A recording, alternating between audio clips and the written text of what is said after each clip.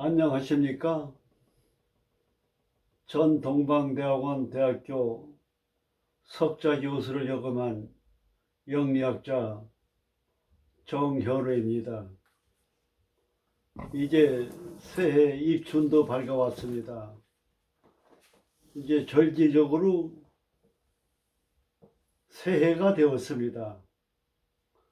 이게 음력이나 양력서를 져서 해가 바뀌는 게 아니고 입춘이 들어오면은 한 해의 시작이 되는 겁니다. 그래서 입춘대길이라고 할 수가 있습니다. 이제 봄 기운이 찾아왔습니다. 그리고 금년은 갑진년이거든요. 갑목이에요. 그리고 위에는 진토가 됩니다. 우리나라는 갑인방이 되어서 진토는 목국토, 재성백호가 됩니다. 경제적으로 굉장히 좋은 해가 된다 이렇게 볼 수가 있겠습니다. 국가적으로 모든 것이 안정되고 평안한 그런 기가 지배하는 한 해가 되겠습니다. 우리가 인생을 살아가면서 장단기적인 계획을 세워야 됩니다. 우리가 인생을 자기 성격대로 살지 말고 사주팔자를 보게 되면은 다 장단점이 있습니다. 그래서 그 장단점을 잘 알아서 자기 자신이 단점을 장점화시키고 장점을 더 개발해 나가고 끊임없는 자기 변신, 자기 향상, 자기 발전을 기하는 혁신적 사고가 필요하다 이렇게 보게 되겠습니다. 역학이라고 하는 건 기운학입니다. 기가 바로 신입니다. 조물주와 창조주 같은 신통력을 얘기하는 겁니다. 그래서 음양의 조화가 잘 되면 이 기가 신통력을 발휘해서 안정적으로 건강이나 재물이나 모든 게 좋아지게 되어 있습니다. 기가 불안정하면은 건강이나 모든 것이 나빠지게 되어 있습니다. 우리 인간은 항상 영이 있다는 걸 아셔야 돼요. 그래서 저는 사람을 볼 때 그 사람은 영이 수호신이 있는 겁니다. 누구나가 다 수호신이 있어요. 영을 가지고 있어요. 그래서 남을 해를 입히고 남을 방해하고 남을 미워하고 마음을 증오하게 되면은 그러면 그 영이 나를 치게 되어 있습니다. 그럼 내가 결과적으로 불행을 겪게 되게 되어 있습니다.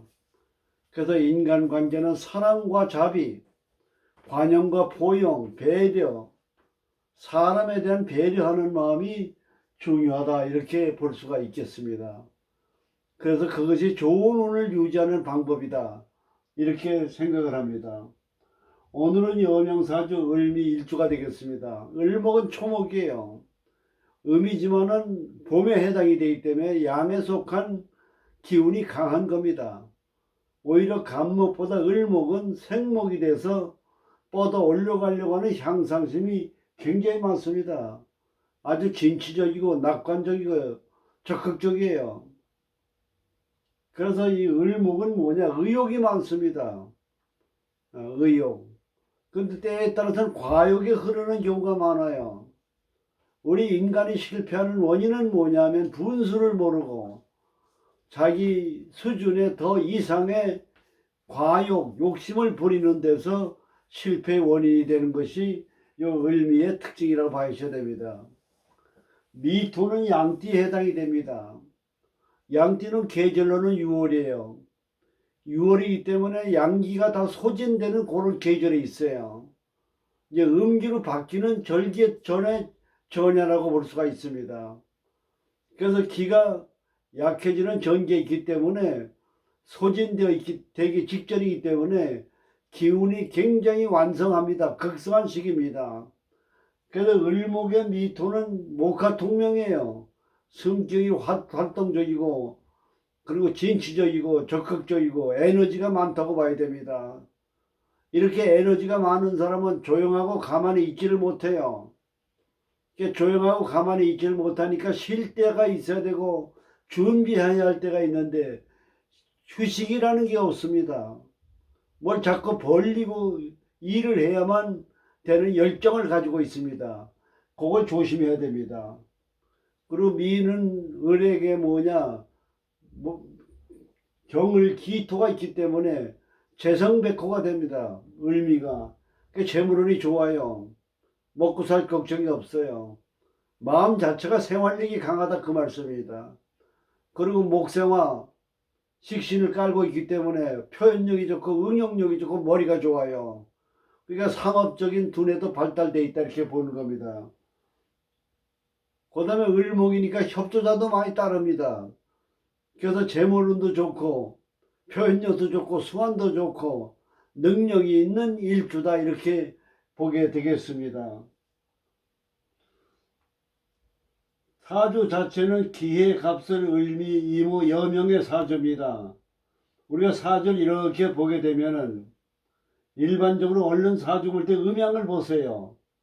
요게 을은 양에 속합니다. 음이지만은 봄이니까 양, 갑지토, 감, 목토가 많습니다.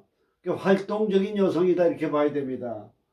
근데 요 수가 있긴 합니다만은 요 수는 바닷물이지만은 수생목되고 수국화되고 오미 합화 위에 있기 때문에 물의 기운이 굉장히 약합니다. 여기 암장에서 금생수 받고 해에 착근하고 있습니다만 너무 멉니다. 수분이 좀 부족한 음기가 부족한 사주다 이렇게 볼 수가 있어요. 이런 사주는 음기가 들어왔을 때 음양의 조화가 되깁니다. 초년의 운세를 보면은 천간은 을병정입니다. 양기가 많은데 을병정이 들어오니까 외형적인 거는 불안정하다고 봐야 돼. 양기가 너무 많습니다. 근데 지지는 해자축이 돼서 수분이 들어와서 좋은 주기다 이렇게 봐야 돼요. 우리가 운세를 보면 가을이기 때문에 목화가 용신이지만은 이렇게 계절적으로 사주가 목화가 많을 때는 해자축이 좋은 운세가 된다는 걸 아셔야 돼요. 여기에서 오판하는 수가 많습니다. 여기 술해는 여기 가을과 겨울이니까 목화가 용신이니까 이때는 어려웠다 이렇게 보지만은 그렇게 보면 오판입니다. 그리고 무인대운에 보면 대운이 좋다고 보겠습니다만은 인호술 화에 미술 삼형의 오미 합화에 목화가 이만합니다. 거기다 또 인이 이렇게 들어왔어요.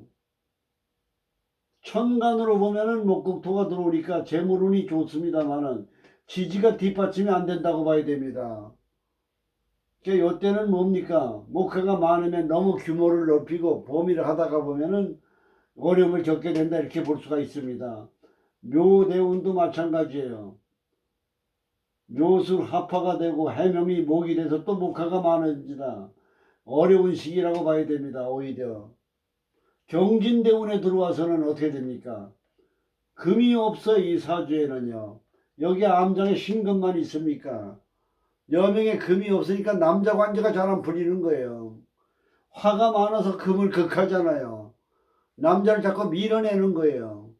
이렇게 관이 약한 사람은 뭐냐? 남자 운이 왜 없느냐? 남자를 보는 안목이 없어요. 남자라는 관계를 다루는 남자 처세술의 테크닉이 부족하고 남자 관계가 잘 나가도 결정적인 순간에 밀어내 버립니다. 약속한 날짜를 잡아놓고 내일까지 기다리다가 그 전날만 되면 안 나가버려요.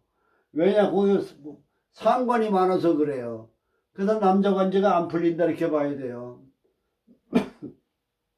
생활 자체가 화는 목의 식신상관이거든요. 이 세상의 가치관을 어디에 두고 사느냐? 오로지 돈이다 이겁니다.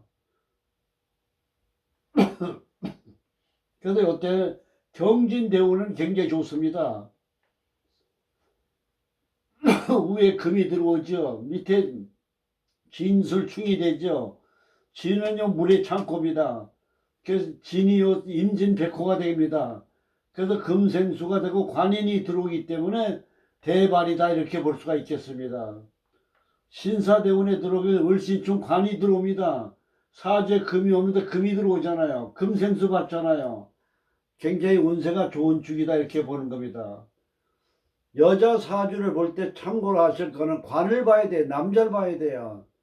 남자 상태가 환경과 남자가 사주에 어떻게 존재하는가, 위치가 어디에 있는가, 천간에 있느냐 지지에 있느냐, 관이 잘 생을 받고 있느냐, 극을 당하느냐. 예를 든다면 이 사주에 화가 많으면 관은 금인데 화극금하잖아요.